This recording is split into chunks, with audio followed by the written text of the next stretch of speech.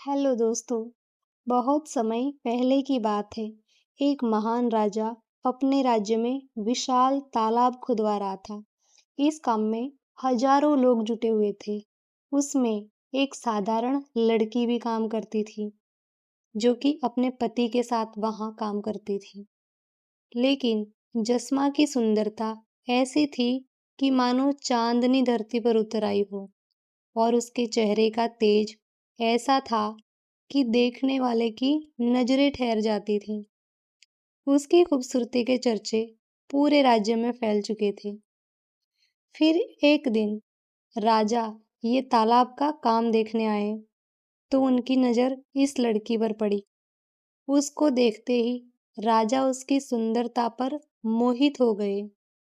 फिर राजा थोड़ी देर देखते रहे, फिर लड़की के पास गए।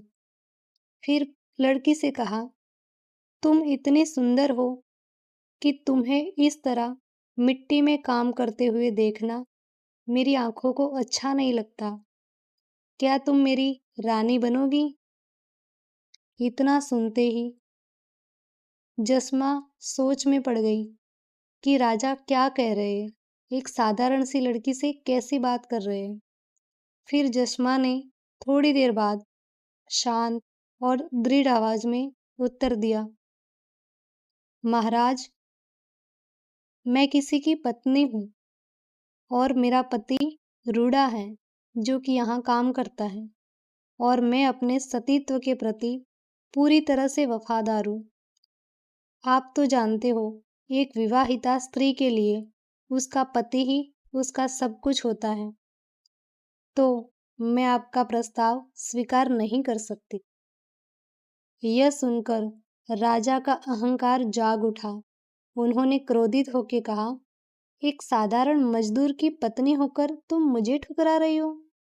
मेरा आदेश है, अगर तुमने मेरा प्रस्ताव नहीं माना तो तुम्हारे पति को यहीं मार दिया जाएगा। जस्मा ने निडरता से जवाब दिया, महाराज, मेरा शरीर भले ही आपके सामने हो, लेकिन मेरी आत्मा मेरे पति के साथ है। आप मेरा शरीर तो ले सकते हो, लेकिन मेरा सतीत्व नहीं।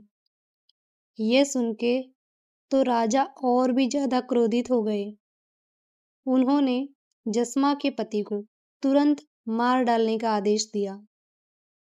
फिर रूडा को मरते ही जस्मा का दिल टूट गया। उसने राजा की ओर देखा। उसकी आंखों में अपमान, दुख और प्रतिशोध की अग्नि दधक रही थी। फिर जस्मा ने कहा, मैं जीते जी तुम्हारी रानी कभी नहीं बनूंगी। मैं तुम्हारे हाथ कभी नहीं आऊंगी। फिर जस्मा ने तुरंत अपनी कमर में छिपी एक कटार निकाली। राजा और सैनिक कुछ समझ पाते उससे पहले ही अपनी कटार अपने पेट में उतार ली। उसका शरीर तुरंत ही जमीन पर गिर पड़ा, लेकिन उसकी आंखें अब भी राजा पर थीं। उतने में ही जस्मा के प्राण निकल गए। लेकिन अपनी अंतिम सांस लेते हुए जस्मा ने राजा को अंतिम श्राप दिया। उसकी आवाज में एक भयानक कंपन थी। जस्मा ने श्राप देते हुए कहा, सिद्धराज, तुमने मेरे सतीत्व और प्रेम का अपमान किया है। मेरे इस बलिदान का श्राप तुम्हें और तुम्हारे साम्राज्य को हमेशा सताता रहेगा। आज के बाद तुम्हारे इस तालाब में कभी पानी नहीं भरेगा। यह हमेशा सूखा रहेगा और तुम्हारा राज्य एक वारिस के बिना ही खत्म हो जाएगा। इतना कहते ही जस्मा ने अपनी अंतिम सांस ली। उस दिन से कहा जाता है कि इस तालाब में कभी पानी नहीं भरा और राजा सिद्धराज जैसी अपने साम्राज्य में बिना किसी वारिस के रह गया। जस्मा का बलिदान आज भी लोगों के दिल में जीवित है, और ये एक सच्ची दंत कथा के आधारित कहानी है। तो दोस्तों, आपको ये कहानी कैसी लगी कमेंट में ज़रूर बताना। धन्यवाद।